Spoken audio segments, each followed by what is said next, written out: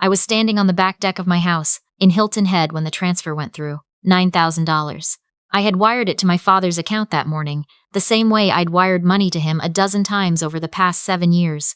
Quietly, without being asked twice, without making it a thing. The bank confirmation landed in my inbox, and 3 minutes later so did his reply. I read it once, then I read it again. The venue coordinator needs the head count finalized by tonight. Cord's mother has some concerns about how the wedding photos will look with certain guests. After talking it over, we think it's better if you're not at the ceremony. Brooke agrees. Keep this between us.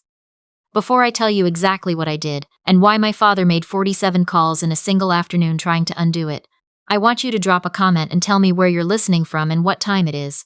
I want to know how far this story travels. My name is Lacey. I'm 31 years old. I grew up in suburban Ohio, the second daughter of a man named Martin who ran a mid-sized catering company and treated appearances like a second religion. In our house, how things looked mattered more than how they were. We wore the right clothes to church even when there wasn't enough in the fridge. We drove a nice car and let the mortgage payment slide. We maintained the performance at all costs, even when the backstage was falling apart. I was the wrong kind of daughter for a man like that. I didn't perform. I wasn't interested in making Martin look polished at neighborhood cookouts. My younger sister Brooke had learned the game early: smile wide, laugh at his jokes in front of company, dress for the room. She was the family's marketing material. I was the liability. The text I'd just received was not actually a surprise. It was the logical conclusion of 31 years of being quietly managed out. The only surprise was that he had taken the $9,000 first. He'd called me 2 weeks earlier, voice casual and practiced, and mentioned the rehearsal dinner deposit was coming due. Just a bridge loan, he said. Brooke and Cord are stretched thin. I'll pay you back after the honeymoon. I didn't argue. I wired the money the same day. And then I waited for the thank you that never came and got a dismissal instead. What my father didn't know, what no one in that family knew, was that I was standing on the deck of a house I owned outright, a $2.8 million beachfront property in Hilton Head, South Carolina, purchased 14 months earlier with cash. No mortgage, cosigner, mine. What they also didn't know was that 18 months before that, I had sold a healthcare data analytics patent I'd spent 4 years building to a private equity firm in Atlanta, $8.2 million. I had negotiated the deal myself, signed the papers on a Tuesday, received the wire on Thursday. No one threw me a party. I didn't post about it. I drove home from my attorney's office, sat in the parking lot of a Kroger, and cried for about 10 minutes, not from sadness, but from the specific relief of finally becoming invisible to the people who had never really seen me anyway. I had never told Martin, not because I was planning anything, because he had never once asked how I was doing, not in 18 months. Not a single phone call to say, hey, how's work, are you okay out there? Just the occasional text when he needed something, money, a favor, a reference, and silence in between. So he took my $9,000 and cut me from the guest list because his future son-in-law's mother had aesthetic concerns. I set my phone face down on the porch railing. The Atlantic was flat and bright below me. I stood there and waited to feel something recognizable: sadness, Maisie, or the particular humiliation of being the family's open secret. I couldn't locate either. What I found instead was something colder and considerably more useful. Clarity. I picked the phone back up and opened my contacts. Not the top of the list, the bottom. The people Martin had been quietly removing from our orbit for years because they were inconvenient or embarrassing or didn't photograph well at Easter. Aunt Miriam was first. She was my mother's older sister, and Martin had stopped including her in family events 4 years ago after she went through a bankruptcy. He said she made gatherings feel heavy. She was living in a 1-bedroom apartment in Dayton, working as a bookkeeper for a nonprofit, and I had not seen her since my mother's funeral 6 years ago. I had sent her a card every Christmas. She always wrote back. Then there were the Barclays, Jim and Carol, our old neighbors from Fenwick Drive, the couple Martin had written off when Jim was laid off from the auto parts distributor he'd worked at for 16 years. Martin had called Jim a cautionary tale at his own dinner table. When Jim landed a new position and Carol went back to school for nursing, Martin had already moved on to deciding they weren't worth knowing. There was also my cousin Dex, my uncle's youngest, who had come out at 22 and been gradually, politely erased from every family gathering since. No confrontation, no conversation, just a slow fade of uninvitations and unreturned calls until he stopped trying. I looked at each name, then I started booking. I booked Miriam a first-class seat from Dayton to Savannah and arranged a car service to meet her at baggage claim. I called Jim Barclay directly. He answered on the second ring, a little surprised, a little cautious, and told him I was hosting a long weekend at a beach house and I wanted them there. He asked why. I said, because you were good to our family when it mattered, and nobody ever said thank you. He was quiet for a moment. Then Carol got on the line and asked if she should bring anything. I told her just herself. I made 6 more calls. I sent 8 more sets of tickets. I hired a local event company to set up a reception-style dinner on the beach for Saturday evening, the same evening as Brooke's rehearsal dinner in Columbus. I had a florist. I had a full catering setup from a company in Savannah that charged more per head than Martin billed, his best corporate clients. I rented a sound system and strung lights from the dock to the end of the deck. I also had a photographer and a drone. Martin had always said I didn't understand presentation. He was wrong. I understood it precisely. I had watched him build an entire identity around it for 3 decades. I just refused to perform it for an audience that had never deserved the show. Saturday arrived off the water warm and salt-heavy, the kind of early June evening that makes the whole Carolina coast feel like it's finally exhaling after a long hold. Back in Columbus, I'd checked the weather before I got out of bed. 71 degrees, overcast, a chance of late afternoon showers. The Instagram account for Brooke's florist had posted a setup photo from the rehearsal venue that morning. I could tell from the balloon arch and the pale blush palette that everything was going exactly the way she'd planned it. On my deck, we had finished a long, unhurried lunch and were moving into the evening setup. Miriam was sitting near the water's edge in a linen sundress I had sent to her room, deep in conversation with Jim Barclay about his company's new distribution software. She looked like herself, the version of herself that existed before Martin started narrating her life as a cautionary tale. She laughed at something Jim said, full and unguarded, and the sound carried across the deck, and I had to look away for a second because it hit me somewhere specific. I walked over and handed her a glass of Sancerre. She looked up at me, then out at the water. "Lacey," she said quietly, "I haven't been to the beach in 11 years. I sat down beside her. I didn't rush to fill the silence. I just let it settle. Then I told her, "You're not a footnote in this family's story. You're the whole chapter they tried to skip." She pressed her lips together and nodded. I could tell she was deciding whether to cry. She decided not to.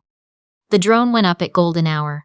My photographer had timed it so the light was doing what late afternoon Atlantic light does in early June, going copper and amber, laying flat across the water, and the table we'd set at the edge of the dock looked genuinely extraordinary. Long white linen, full place settings, a spread that included whole lobster tails, Chesapeake blue crab, shrimp with gullah seasoning, and a citrus salad that cost more per plate than Martin's catering company charged for a full event. I took my seat at the head of the table. The drone operator gave me a thumbs up. The device lifted, banked wide over the property, and swept back across the dock. I looked up at the camera and smiled. Not the careful, composed expression I used to arrange when Martin needed me to look presentable at his company functions. A real one, the kind that starts in your chest before it gets to your face. When the footage was ready, I opened Instagram. My account was private and had maybe 400 followers, mostly people I'd known in college.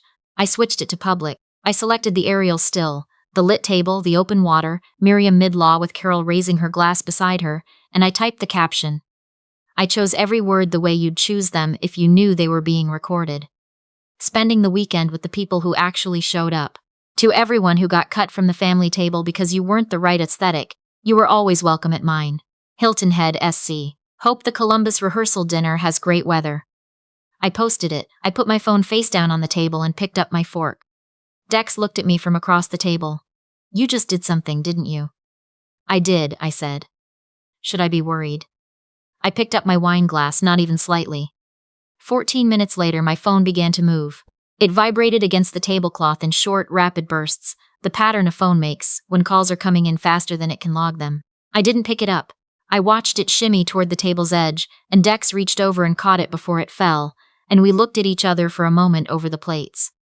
Then I checked the screen. 12 missed calls. Martin, Brooke, Martin twice more, a number I didn't recognize, probably Cord's mother, Martin again, Brooke twice, another unknown number. By the time we cleared the dinner plates and moved to the dock with coffee and key lime pie from a bakery in Beaufort, the count was 47. I played the voicemails on speaker, not for cruelty's sake, but because these people sitting around me had spent years being made to feel small by a man who was currently unraveling in a parking lot somewhere in Columbus, and they deserved to hear the evidence. Martin's first message was controlled, his sales voice smooth, measured, the one he used when he was presenting a proposal to a corporate client he didn't fully have yet. "Lacey, I need you to take that post down. People from Cord's family are seeing it. Brooke is upset. You're creating a situation that doesn't need to exist. Call me back." The second one, 11 minutes later, had slipped considerably.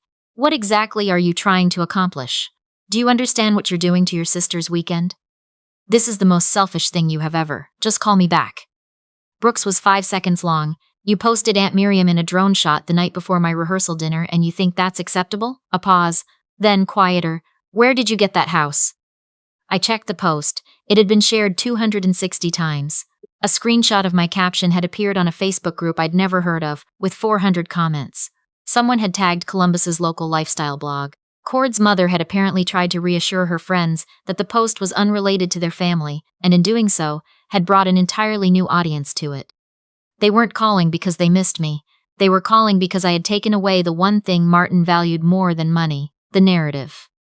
For 30 years he had been the author of this family's story, the version where I was the difficult one, the one who never quite fit, the one who needed to be managed.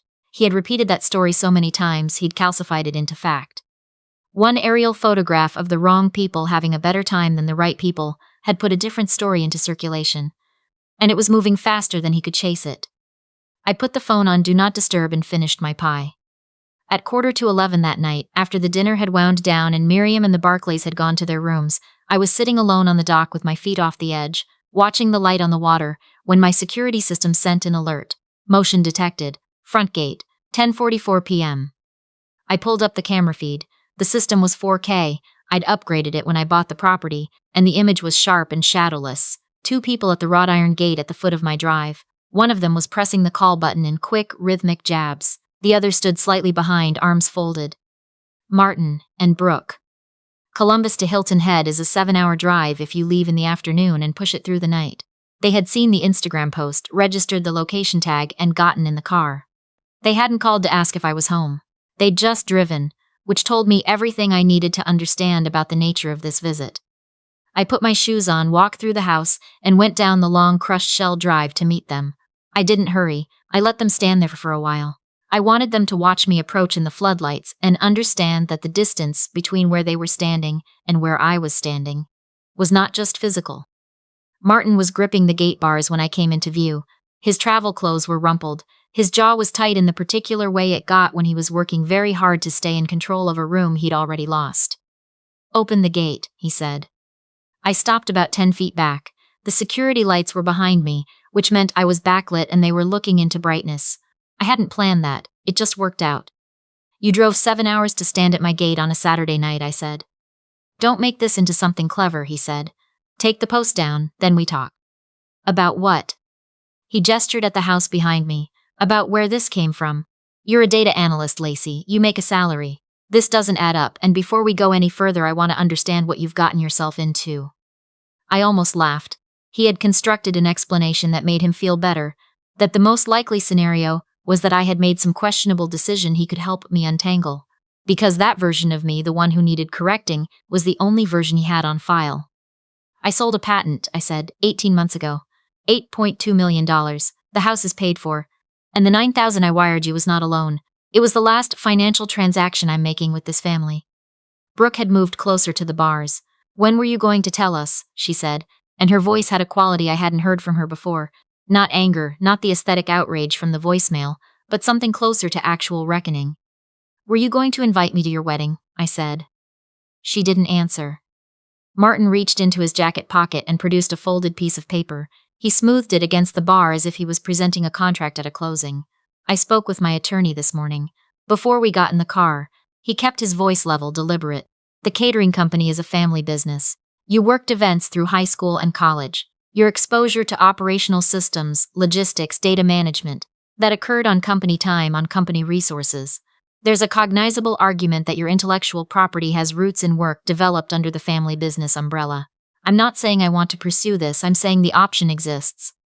He had rehearsed this in the car. I could hear the preparation in it. Psychologists call what I was watching a narcissistic injury response.